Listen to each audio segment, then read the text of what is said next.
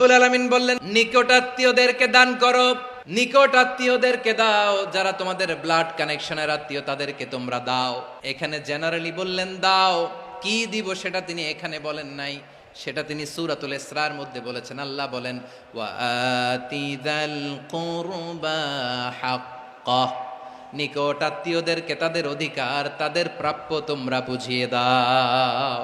দেখেন, একটা শান্তির সমাজ, একটা সমৃদ্ধ সমাজ, একটা মানবিক সমাজ গঠনের জন্য আল্লাহ তাআলা বেশি না, মাত্র তিনটা অর্ডার, তিনটা ভার্ডিক্ট তিনি জারি করেছেন। 1 নাম্বার সুশাসন, ন্যায় বিচার; 2 নাম্বার ইহসান; 3 নাম্বার নিকটাত্মীয়, যারা কাছের, তোমার ভেরি ক্লোজ রিলেশনশিপে আছে, তাদেরকে দাও।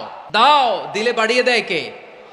অনেকে দিতে চায় না, কৃপণতা করে। দিলে বাড়ায় দেয় কে? আমার প্রিয় ভাইয়েরা, দিলে কমে না, দিলে বাড়ে। অনেকে ধরে রাখে, নতুন কিছু নিতে পারে না। হাত দিয়ে যেটা ধরে রেখেছেন এটা দিয়ে দেন, বড় একটা ধরার সুযোগ পাবেন। জোরে বলেন ঠিক কিনা? ধরেন 5 কেজি ওজনের একটা ধরে রাখছেন, এখন 10, এটা না ছাড়লে 10 কেজি ধরতে পারবেন আপনি?